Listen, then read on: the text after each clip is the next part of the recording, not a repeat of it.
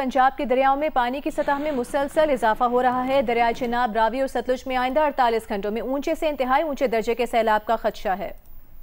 Honorable Federal Ministers, High Commissioner, Ambassadors, Excellencies, government officials, and very dear students from all over Pakistan, Assalamu alaikum and a very good afternoon. This is a great initiative taken by Ministry of Industries by promoting in Pakistan new energy policy, vehicle policy 2025. I've been part of these meetings and like to really appreciate hard work done by Mr. Harun Akhtar, Secretary of Industries, and of course other relevant institutions in the federal government as well as in the provincial governments. Here I think this appreciation will be incomplete if I did not mention the name of Rana Tanveer Hussain and his colleagues who really initiated this policy some times back, and then it was accelerated by the present Minister in charge, Harun Akhtar. And I think appreciation is also due to High Commissioner, to FDO and British government for this very valuable contribution to support Pakistan's EV policy. Let me say very candidly and honestly that Pakistan has hardly any role in contributing towards greenhouse gases emission. And this is a known fact, and nobody can deny this. Our contribution is less than a fraction of a percent. Yet we are one of those 10 topmost countries which are exposed to the vagaries of climate change. And you have seen the recent devastation brought by cloudbursts, by torrential rains and flash floods. And this is not the only time. Back in 2022, it was a similar devastating picture all across Pakistan.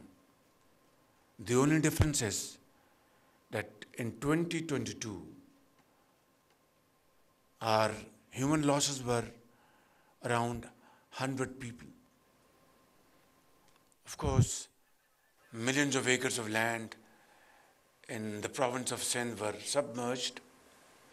Millions of houses were damaged, partially damaged, and we suffered a loss of $30 billion.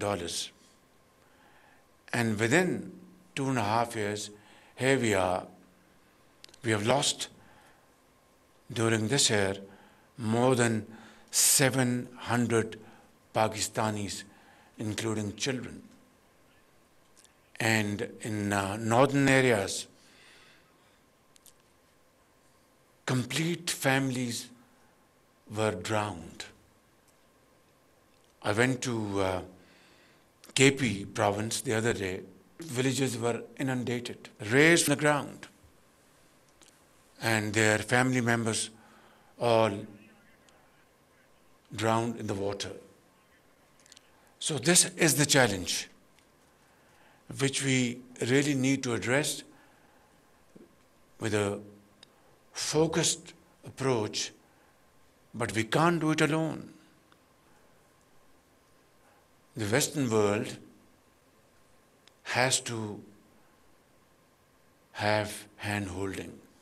They have to contribute to alleviate these miseries and allow those countries, including Pakistan, to start building infrastructure which is resilient to climate change.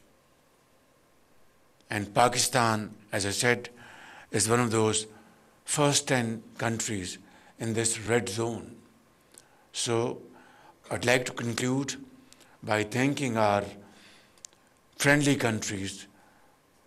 Ambassadors are sitting here in this meeting, in this wonderful gathering of high achiever students, ministers, officials, and of course our friendly countries, ambassadors and High Commissioner. Without hand-holding, without material contribution, countries like Pakistan will be further burdened by more borrowings and more loans, which we simply cannot afford financially. Once again, High Commissioner, thank you very much for your support. خواتین و حضرات, آج میں مبارکباد دیتا ہوں جناب ہارون اختر صاحب کو.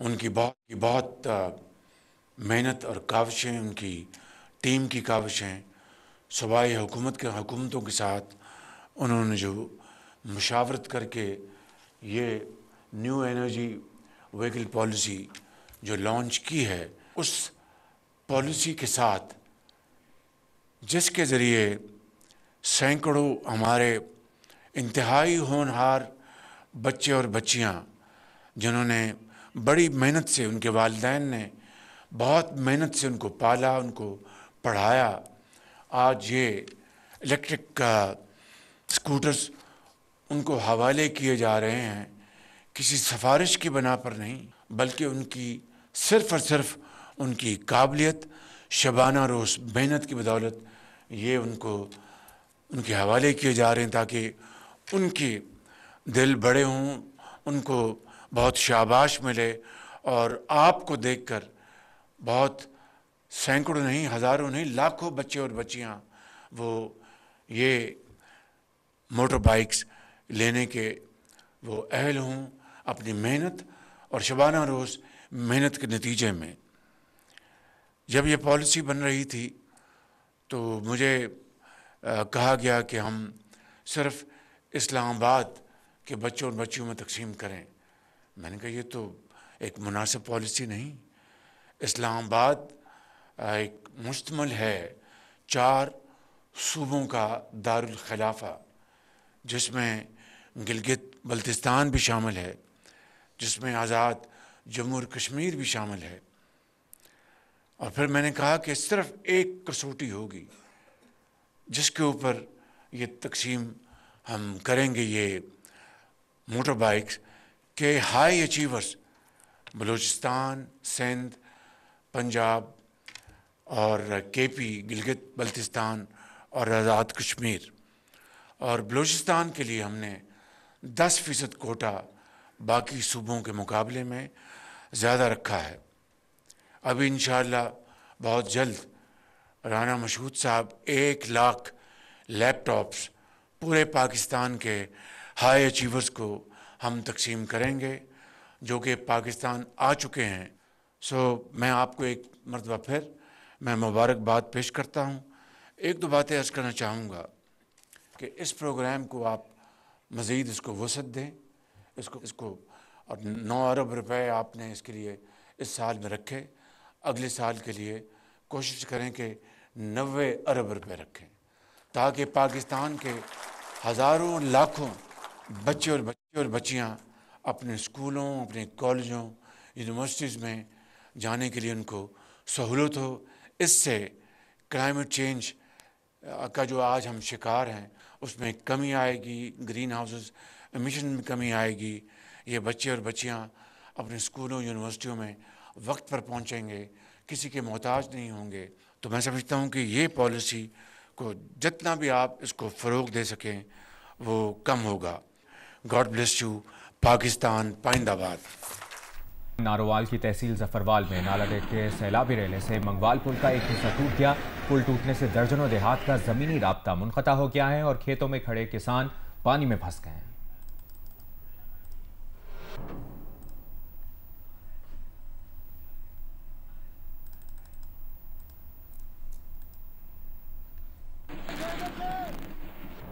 मुजफ्फरगढ़ में भी दरियाई चिनाब में इस वक्त पानी की सतह बुलंद हो रही है, जिसकी वजह से नशेबी और दरियाई बेट के इलाकों में पानी दाखिल होना शुरू हो गया है। दरिया के अतराफ रेस्क्यू एहलकारों के साथ साथ अल-खिदमत फाउंडेशन ने भी रज़ाकार तैनात कर दिए हैं। इसकी तफसील बता रहे हैं मुजफ्फरगढ़ से मोहम्मद अदनान मुश्तबा। जी, मुजफ्फरगढ़ में दरियाए चिनाब में पानी की सतह आहिस्ता आहिस्ता बुलंद हो रही है, जिसकी वजह से जो नशेबी इलाके हैं उनमें भी पानी दाखिल हो चुका है। इस वक्त सूरत हाल ये है कि 1.25 लाख क्यूसिक से ज़्यादा जो पानी का बहाव है, जिसकी वजह से जो बेट के इलाके हैं, दरिया के करीब रहने वाले इलाके हैं, वहाँ के लोग परेशानी का शिकार हैं। इस दोआबे की बात करें, सुनक्की की बात करें, रंगपुर की बात करें, ठट्टा स्याला की बात करें, यहाँ पर जो बेट के इलाकों में आहिस्ता आहिस्ता पानी दाखिल हो रहा है। लोगों की फसलें बर्बाद हो रही हैं। रेस्क्यू के साथ साथ अल-खिदमत फाउंडेशन के एहलकार भी यहाँ पर रज़ाकार तैनात हैं। उनसे जानते हैं कि अल-खिदमत की जानिब से यहाँ पर किस किस तरह की रज़ाकाराना काम किए जा रहे हैं।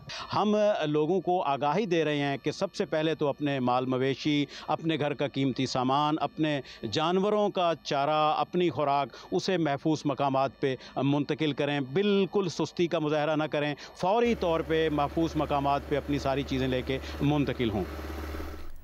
पीडीएम पंजाब ने दरियाए रावी में ऊंचे से इंतहाई ऊंचे दर्जे के सैलाब का अलर्ट जारी कर दिया है। तर्जुमान के मुताबिक आइंदा 48 घंटों में शाहदरा और हेड बलोकी से इंतहाई ऊंचे दर्जे का रैला गुजरेगा। वहां पर मौजूद हैं नुमाइंदा GN न्यूज़ जाहिद शेरवानी, उनसे बात करेंगे। जाहिद, ये बताइएगा जो अलर्ट जारी किया गया है उसमें क्या बताया गया है, कौन कौन से इलाके, कौन कौन से बस्तियां मुतासर हो सकती हैं?